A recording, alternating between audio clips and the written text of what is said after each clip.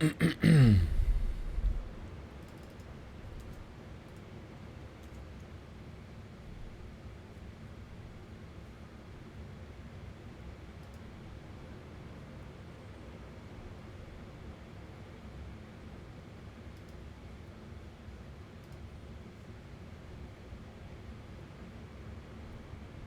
going on, guys? Hopefully you can hear me.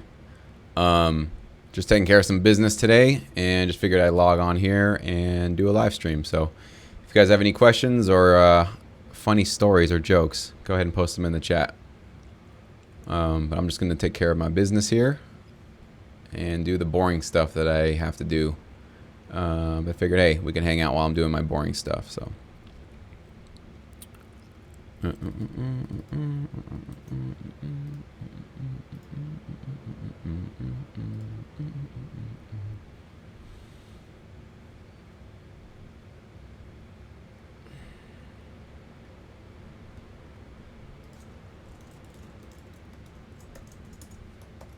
Just putting the links up in all of my social media so people can log in if they want to.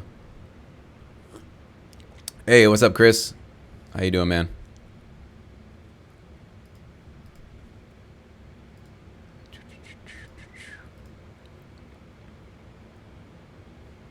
All right, I think I'm all set up now.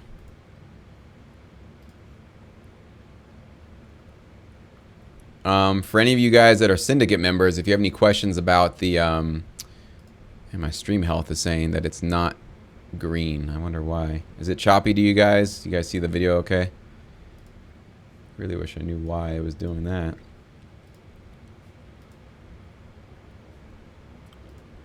Still says I'm HD 720, so I don't know.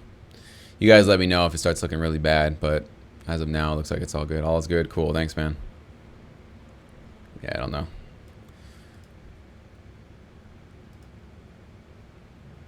Minor issues. Okay. I don't know what that means. Right on. Glad you guys... Choppy for you, man? Yeah, sorry. I don't know why. I have my Ethernet connected. I'm not even using Wi-Fi, so... Maybe I'll close out some other windows. It might just be other things that are going on here.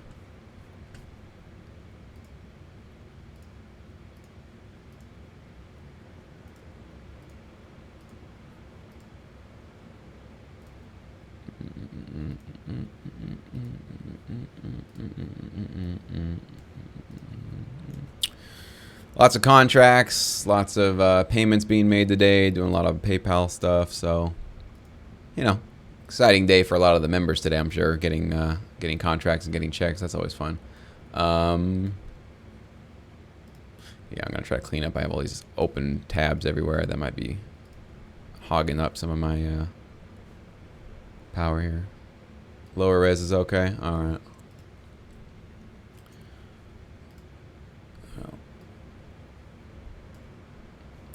Yeah, I don't know. I closed out everything I'm not using, and it's still saying I have a mediocre stream, so... Sorry, dudes. I don't know why it's doing that.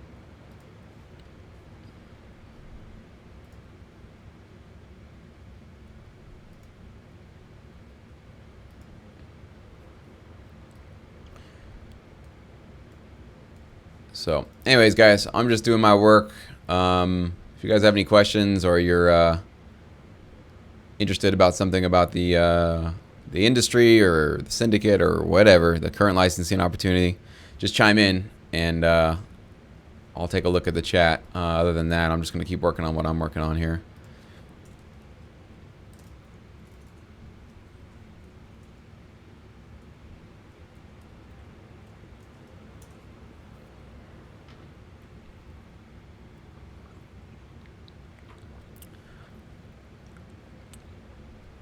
Oh, there was something actually I wanted to get your guys' opinions on. I was talking to my friend about this earlier this morning.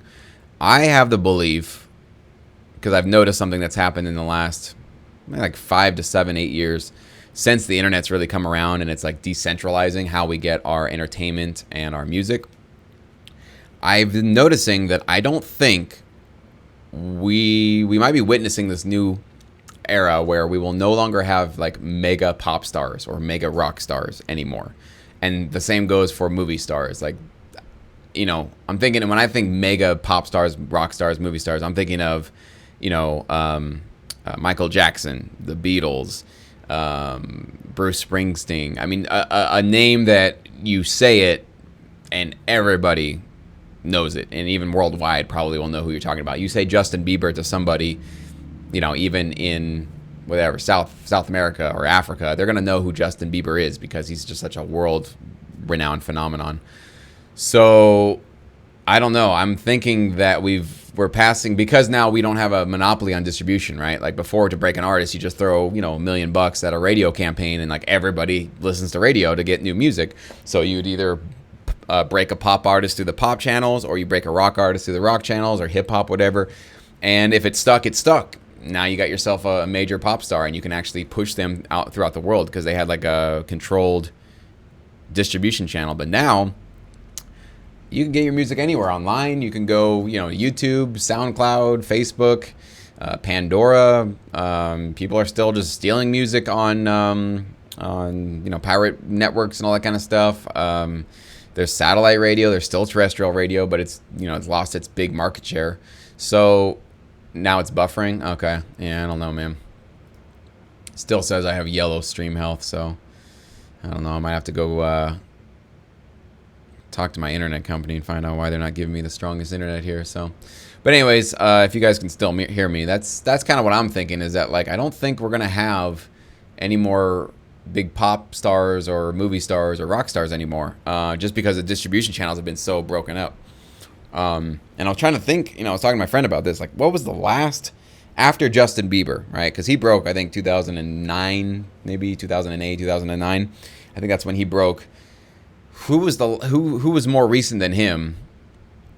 That was huge. That's become like a worldwide phenomenon that everybody from a 90-year-old grandma to a 4-year-old knows who they are.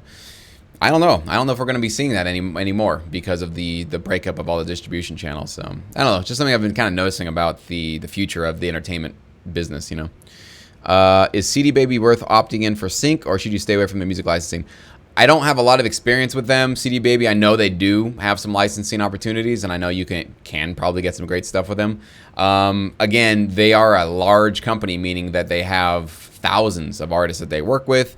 So if they have a call for, I don't know how they do their licensing opportunities, if they have like one spot for one song and they're sending that out to 1,000 producers, you get lucky and you could submit for it, but like, is that really going to be a career for you? Probably not, because even if you have great music, you have just such a large pool of producers you're competing against.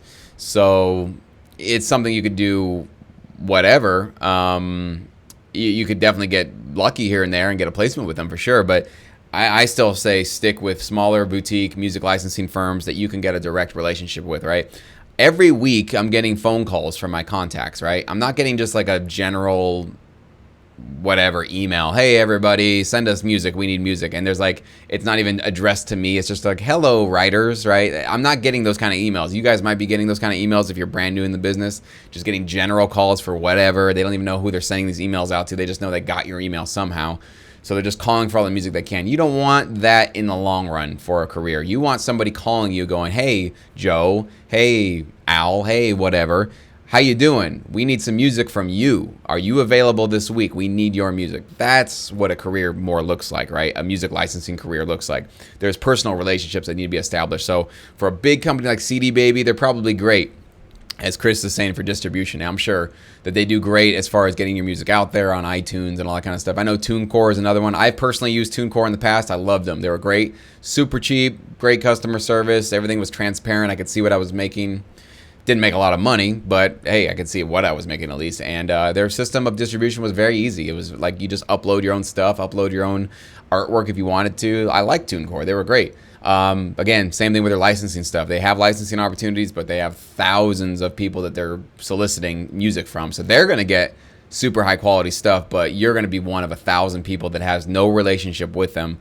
You're just another customer, right? So that's kind of what you're getting with that. So Have I known anyone success using Song Trader? Haven't heard big successes there, Ollie, with that one. I've heard of little, small little licensing opportunities that people have landed here and there. But again, they're a pretty big company, and they're trying they're trying to set up their company in a new way, which is cool. I like businesses that are being innovative and trying things a different way, because we need to, in this industry, start adapting and keep adapting to the fact that cable and the traditional methods of licensing music will be going away. Streaming is the future. We all see that. I'm streaming live for you right now today. That's definitely going to be happening moving forward. So he who drags his feet the longest will lose. And you guys saw that with the record industry, that they saw music licensing coming. Not music licensing. They saw MP3 sharing and the digital revolution coming, and they thought they could scare people by suing them into submission. Look how well that worked out. They're all broke. Most of them have downsized. Most of the labels are gone. Like I was just kind of talking about, I think pop stars are kind of gone, or they're not going to be breaking anytime soon. And that whole side of the business is like, the record sales has completely just dropped off, and now they have to make up for it by really hyping up their live shows and really getting music licensing, obviously. Merch, they got to sell t-shirts and that kind of thing. And a lot of artists, which is kind of cool, are now just saying, what do you need a label for? They're basically just a bank. Why don't we just go set up a GoFundMe or a Patreon, go build a really solid fan base of people that love us, that actually wants to work with us, and they can just directly fund us. When we want to do a new album, we'll tell them, hey guys, we need $50,000 to put together a new album. Will you guys help us out?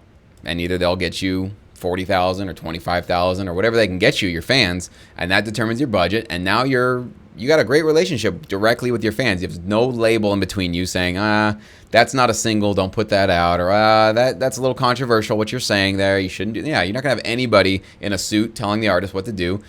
The artists can now directly feed back and have a relationship with their audience and their consumers and their fans. So what's better? But what could be better than that? Like, that is the most pure relationship you could have. You as the artist, your fans funding you directly, nobody in the middle. It's going to be great for artists in the long run. We're in a phase of a little bit of craziness right now, for sure.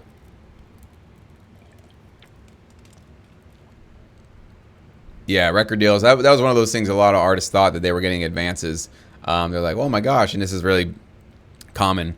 They'd get like, $100,000. They call it an advance, right? You guys might have heard of that term. When you get a record label deal, they'll give you an advance, and people are like, oh my gosh, $100,000. They didn't read the fine print. They don't know what an advance is. There also might be an advance that's specifically for the recording costs. So they might give you, like, let's say $250,000, and that's like, hey, this is for your album expenses. You're going to go rent a studio, pay for an engineer, get it mixed, get it mastered, pay for studio musicians, buy tracks from producers if you need to, hire people to help you out, whatever. That's what that $250,000. But there also would be maybe like a bonus $100,000 advance or $50,000 advance, and they see advance and they think that's their money. But no, advance is another word for a loan. That money had to be paid back out of their, not from them personally, as far as the label would go and sue them and get the money back out of them, but out of their record sales, right? So they might have sold 1 million records, but if they didn't, if the label didn't get back that 100,000 plus the 250,000 total that they put into that artist, like, you as the artist, you're not getting a penny until all of that's recouped from the label. And that's why a lot of artists are broke, because they're not looking at their paperwork. They don't understand what they're signing. They think they're just getting thrown money. They also have the spotlight in front of their eyes, and they think they're going to get thrown all this fame and success, and everything's going to be great. So they know how rare it is to get a record deal, so they just sign. They just go for it. So they have no idea what they're doing long term. I might have a controversial view on this. I don't have a lot of sympathy for artists that are like, oh, these labels are screwing us over. I'm like, unless they came with a gun, put it against your head, told you to sign that contract, that was your choice. I don't know, maybe you got a bad lawyer, maybe you got bad people around you, maybe you're not paying attention enough to your paperwork. But come on, like, you got to look out for yourself. There's a lot of people in the world that'll sell you a bad car, they'll sell you a bad house, they'll sell you bad groceries. There's shysters all over the world. You can't always cry victim when you get screwed, right? You got to sort of take some responsibility of like, okay, I'm about to sign over my music career for 10 albums or 5 albums, whatever, to this label. Do I really trust these people? Are they really going to do something good for me? What's the downside of this? What are the deal? What's the real deal with this money? Do we have to pay it back? And how often do we have to pay it back? Or is it just ours? And those kind of questions normally don't get asked by artists, because they just see the greed of, fame and success right in front of them. They know that their window is short to get a career built, so as far as I can tell, they just kind of jump on board these deals, which are terrible, and then they go cry about it, 5 years later when they're getting screwed. And I'm just kind of like, well, I mean, unless you can go to a court and say, listen, they kidnapped me, put a gun to my head, said I had to sign with them or else. All right, we're talking about a real case then. You could really get out of your contract because it was under duress. If you're not under duress, and I think every record contract has a clause that says you were signing this without being coerced and nothing was being forced upon you, what's your real complaint? That you were kind of naive? That you had bad management? You had a bad lawyer? I mean, I don't know. I don't know. You guys still having some buffering issues there? So anyways, hopefully you guys are hearing this still and I'm not just talking to myself. I have 22 you guys watching, so it's working enough. Otherwise, you guys would have all probably logged out by now and just said, screw this. So I get a lot of questions about international people. If you are one of my subscribers and you're curious about whether or not you can license in the U.S., it's becoming one of my most common questions, and it's kind of interesting that I don't really I do Facebook ads and I do some YouTube ads, but I never advertise outside of the U.S. So it's kind of interesting how I get a lot of people from outside of the U.S. that find me and they're really curious about working in the U.S. And the answer is yes, you can, absolutely. But if you're signed up with a performing rights organization in your country, you need to call them and ask them about what you need to do with them to join with, let's say, BMI or ASCAP in the U.S. So if you're not with any PRO, it is my understanding that you can just join BMI or ASCAP as a foreign citizen. You will have to fill out appropriate tax forms, and they'll help you do all that kind of thing. And if you look on my channel, I have a channel called Can Foreigners Join ASCAP and BMI? I think I still have a link underneath that video to the tax forms you have to actually fill out. But if you call up BMI or ASCAP and you're a foreigner, and you ask them about joining as a foreigner, they'll tell you what you got to do. And there's basically one or two tax forms you have to fill out because obviously you're making money in the U.S., not as a U.S. citizen. So those things, the government needs to get their piece of that. So you're going to have to sign the paperwork and make sure that things are getting reported appropriately, and the PROs have to do their due diligence as well. So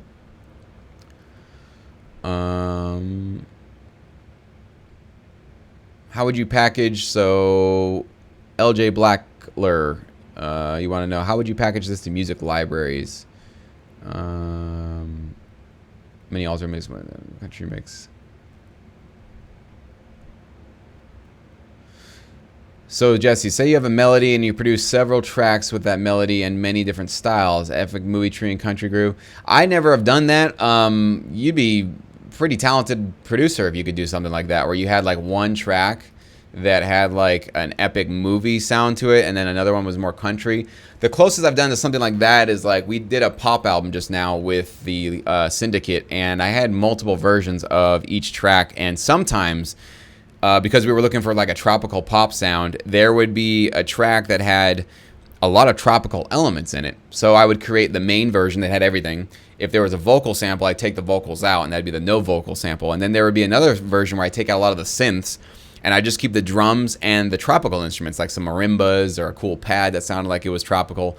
And that was the tropical mix version of it. But that, as far as having a country version of the same melody, I mean, I guess, the thing that I'm thinking about is that is, you have so many wide sounds going on with an album like that or a song like that, that typically how it works with music libraries, they like to keep things very organized for a album that they're putting together. So they're not going to want to have one album that has movie score sounds, country, rock, pop, EDM. They don't want one album that has all of those different sounds. In my experience, I've found they're going to want one kind of sound with many different versions of that sound, but one theme, genre on an album.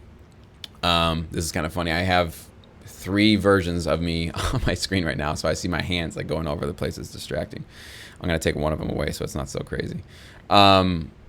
But anyways, yeah, that is typically how it works. So your alt mixes will not be so much hey, I'm going to change genres on you. It's just going to be this one doesn't have strings, this one doesn't have guitars, this one kind of just has drums and bass.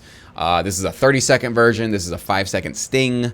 Those are the more common versions of alt mixes, not necessarily changing out of your the genre that you used. So yeah, if you guys are having some issues, go ahead and refresh. But it still says yellow, and I don't know. I've had some internet problems since I moved into this place, so it's a little bit kind of bumming me out. So Philip, you're thinking of creating a bunch of songs and cues of different genres so you can have them ready for libraries. Is that a good idea? Depends. If you're good at all of them. I would say most producers aren't good at a lot of different genres. Most producers, in my experience that I've met, and the ones that I know that are good, they normally are good at probably one, maximum two, maybe three genres that they're really great at. Even myself, I do quite a few different ones, but I can tell you that where I shine is rock, EDM,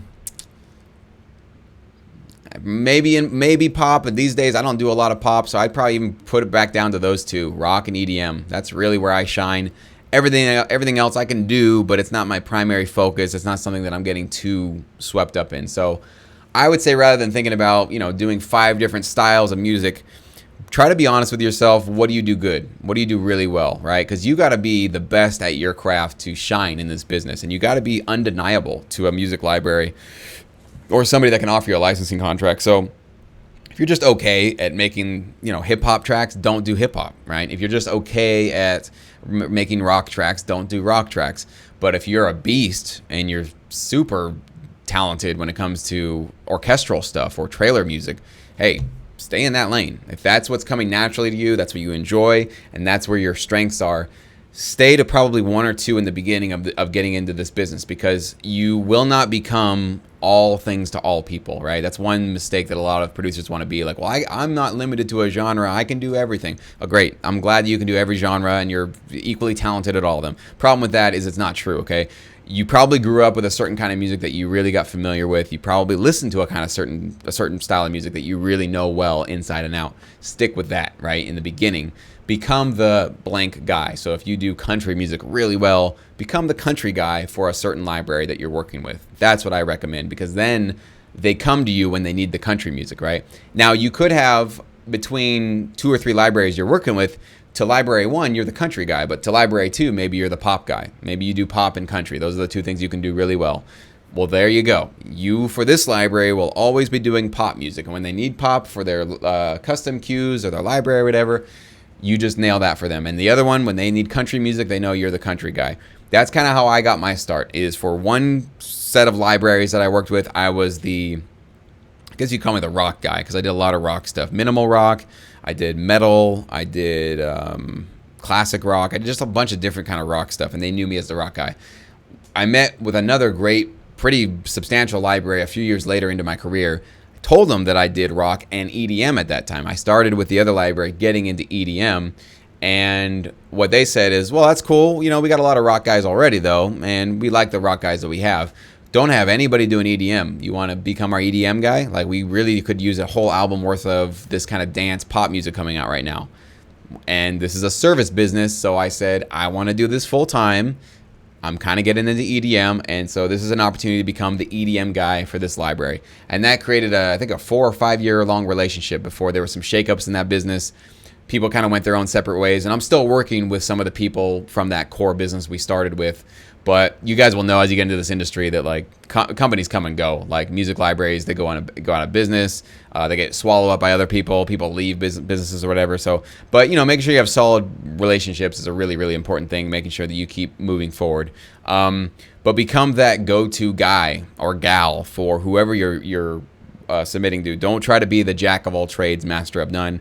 I've done that in my career. It's one of the mistakes I made. I was like, well, I'll do everything, and I had maybe some not so great advice from somebody I worked with at one point that told me like, wow, you're going to be like a millionaire because you do all these different genres. And so I probably should have, rather than hearing that, like getting pumped in my head at an early start, I probably should have been told, listen, that's great that you can do a bunch of different genres, but you're really good at these 2 things. I think you should really stick to those 2 things. And I'm going to keep feeding you licensing opportunities to those 2. That probably would have been a little bit better for me in the long run. Again, this is kind of why I put my course and everything in my YouTube channel together. So just kind of these unwritten like whatever rules or lessons that I learned in this business that you just there's so many tiny little things like that you'll never find in a book. You're never gonna find like in a blog somewhere. I don't, at least that I didn't find when I was looking up where's their educational resources about this industry. That's why I wanted to really just put this out there, because there's just these tiny little rules of this industry that you just can't always even articulate as you're kind of putting together a course or whatever. So that's why I wanted to make sure that I have a place that just, you guys catch these little, nuggets of wisdom that hopefully save you guys a lot of headache in this business moving forward. So How can you make money without music libraries? I guess you're asking about directly licensing them in music supervisors, or are you talking about like getting away from music licensing? Because obviously there's, you sell your music directly to fans. That's basically how you make money without music libraries. But I'm assuming you're talking about music licensing, having direct relationships with people with like a production company, a trailer house, a music supervisor, anybody whose job it is to land music into TV shows.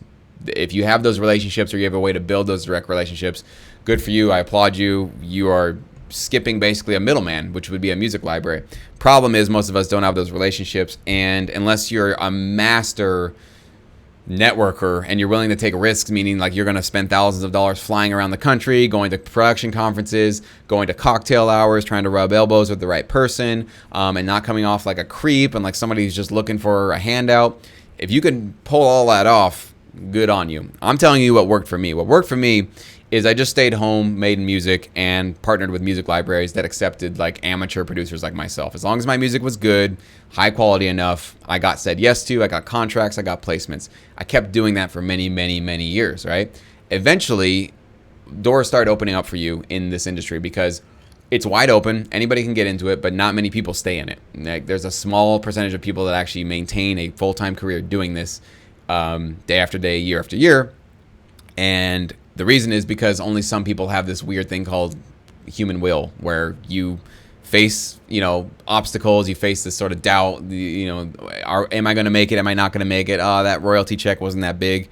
And that scares a lot of people away from this business, and they just can't make it over the course of a couple of years. Again, another reason why I started all this, because I want to be that sort of voice at the end of the tunnel, the light at the end of the tunnel saying, you can make it, you can do it. I've been exactly where you are. You're not alone. I know exactly that feeling that, is this really going to work out? I don't know.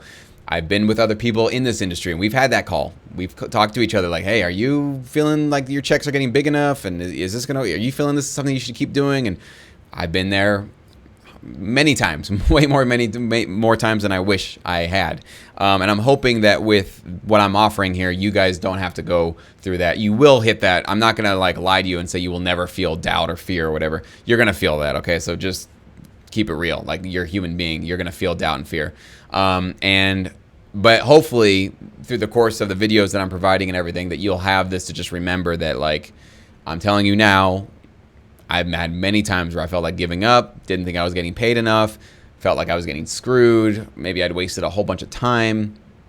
Everybody who got started in this industry felt that way at some point. You ask anybody who's doing this full time, if they don't tell you that, they're lying to you. I can tell you that. Most people are not going to lie to you. They're going to tell you, like, listen, it's a great business to be a part of, but man, it's not easy. It's really not that easy. You got to stick with it. And it's not so much one of those, when I say it's not easy, I don't mean like there's like one day that's like, oh, you got to it's not the same kind of struggle as like lifting a really heavy weight or something like that.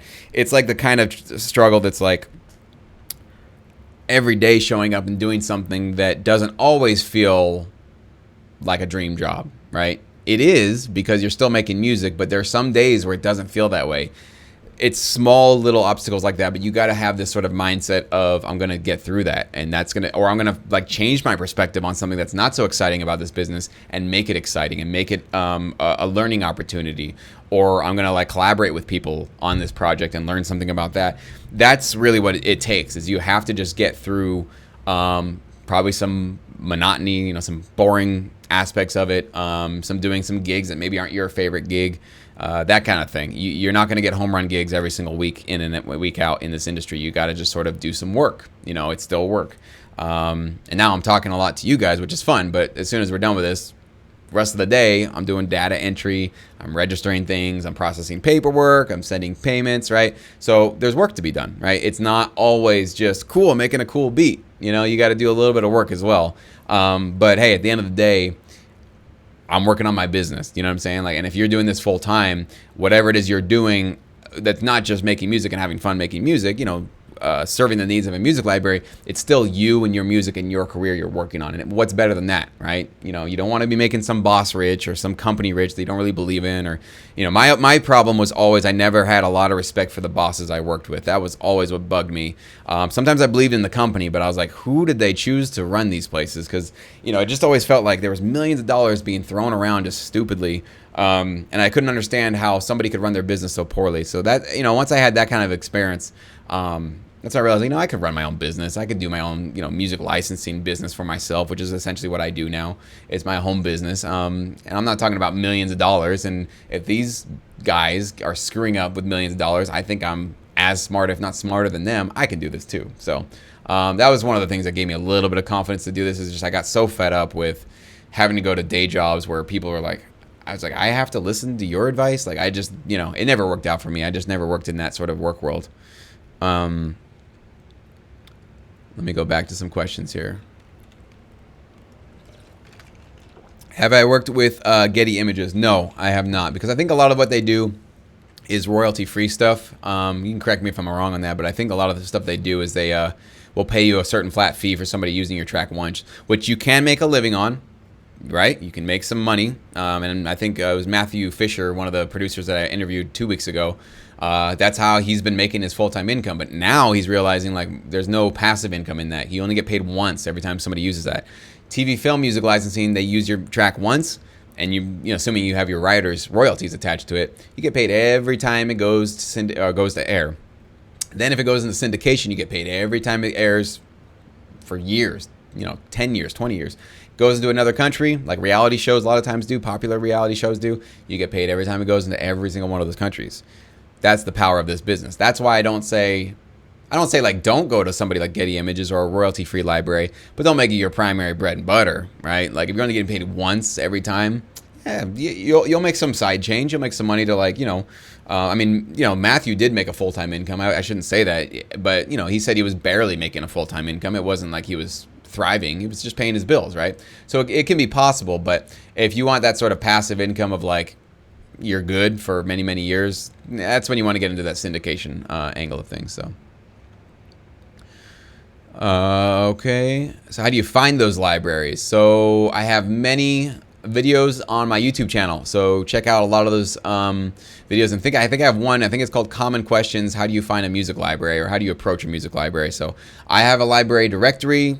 Makes it a lot easier because you can just literally click on a website and find them right away, and submit to them if you want to. But if you want to do it the long way and the maybe more time-consuming way, just go to Google, type in music production library or music library, production TV, film, music library, any combination of those keywords.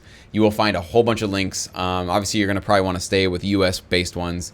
And, I have my 5-day crash course, which kind of teaches you about how to research them, how to make sure you're partnering with a good library, how to make sure your music is appropriate for them. A lot of stuff there, man. So just go through my YouTube channel. I have that extensively covered in many videos. Went through all of my videos, decided after 17 years being in music and not making any money, it's time to go there. Gonna make trailer and production music. Awesome, man. Glad to hear you're taking that step. Yeah, it's kind of one of those weird things that a lot of people just don't know about this side of the business. It's really sad, because it sucks because I see so many people struggling out there. That's why I'm always like trying to spread the word as much as possible. You guys should spread the word too. I know you guys have friends that make music, and maybe you have friends that are in bands, and nobody's showing up to their gigs, nobody's buying their stuff, nobody's liking their Facebook profiles, and they're just like getting bitter about the world. And like you can save them, you can really give them a real gift by saying, hey, music licensing, maybe that's where you need to go, because I don't know. It's one of the last places where you can actually just get rewarded for working hard. I don't know. I don't know many other places in the music business where that's even possible. You can confirm what I'm saying, that there are many Facebook groups where many well-known composers confirm this as well. Groups where people like Hans Zimmer are members too. Yeah, man. Hans Zimmer, from what I've seen, like he's a frequent in a lot of chat rooms and a lot of message boards and stuff. Like he's just all over the place, but he uses aliases and you wouldn't know it's him. But supposedly that's the word, that he's out there, commenting on people, and he's a real big part of that community of composers. So when did you decide I could leave my day job and write music full time? It was actually the first royalty check, essentially, maybe a couple months after I got the first royalty check that paid all my bills. That's kind of where I knew it. I had a very minimal lifestyle when I was living in LA. I mean, LA is a pretty expensive city, but I lived a very minimal lifestyle. I didn't need a lot. I essentially, other than because I had rent, you got internet, you got utilities, gas bills. I had a car, but an old piece of crap car.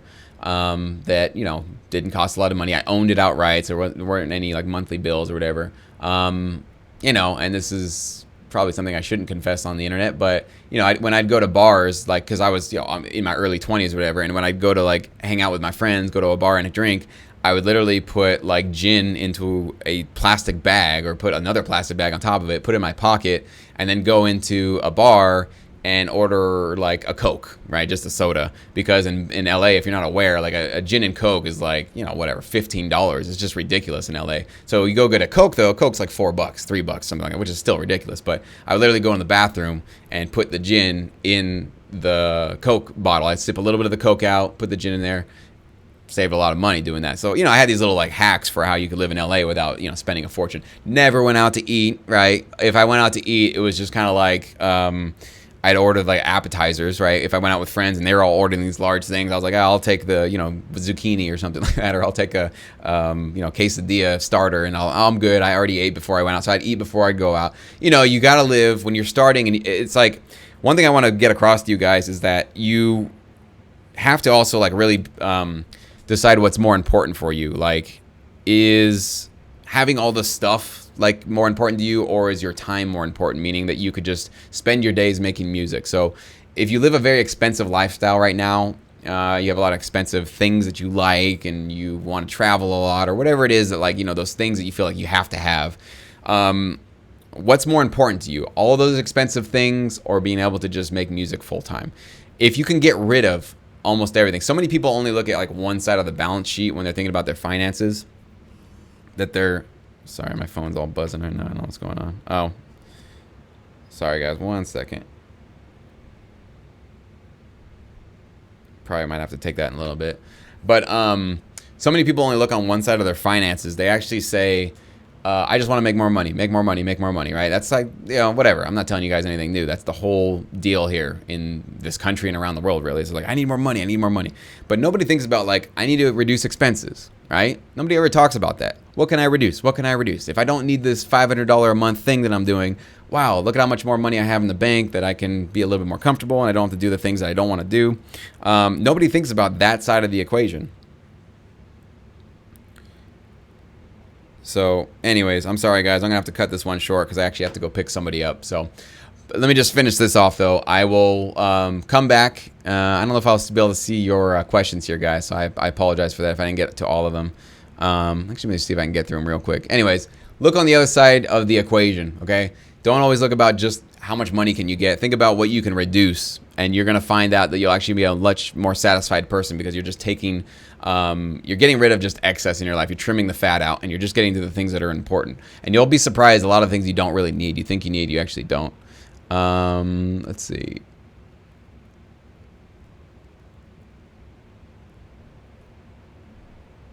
Kinds of music that's getting the most placements. That's a big question, man. Like, almost every genre gets a lot of placements, so I can't tell you any one is getting more than the other. They all get placements, as long as they're probably more in the, main top 40 genres, right? Not like atonal, abstract, experimental stuff. That's not going to get you that much. But, pop, rock, EDM, country, orchestral, you're staying in there, which it could be minimal. Any one of those could be minimal. You could have a minimal pop, a minimal country, right? So all those can actually fit. You just got to partner with the right libraries. Every single one can actually get great placements. So yes, and the living can be different from where you live. You live in a major city, you're going to need $40,000, $50,000 a year to probably live comfortably. Maybe less if you're living a real minimal lifestyle. But if you're in the middle of the country, 40 or 50,000, you're probably sitting pretty, I would imagine. I would think even 30,000, you could probably be owning a house out in the middle of the country. So it depends on where you are, So obviously that's where some of it's out of your control depending on where you live. But just cutting down on those expenses, the things you don't really need in the beginning. So as you get this thing started, you can quit your job faster. That's what I would say, is that, like, you can cut your expenses down to the bare bones. Well, then you don't have to work an extra year to get your royalties up to the point where they're supporting your current lifestyle, right? So whatever you can trim away, even small things. You don't think that like, you know, a $3 cup of coffee every day adds up. Oh, well, that adds up. Little things like that. If you can like find little shortcuts, right? Instead of going out and getting coffee, buy your own beans and grind your own beans or make your own coffee at home. You know, get one of those Keurigs if you don't want to do all the mess or whatever. Buy something that like saves you money in the long run, right? Because then you're talking about thousands of dollars over the course of the year. That makes a difference, you know, in the long run. So you recently quit your day job. Awesome, man. Glad you found the PDF. I'm glad that's helping you, man. That's really cool. So, all right, guys, I got to go. Thank you so much. Sorry for the short cutoff here. We made it about 40 minutes today, but we will do this again soon. And have a great rest of your weekend and keep making great music.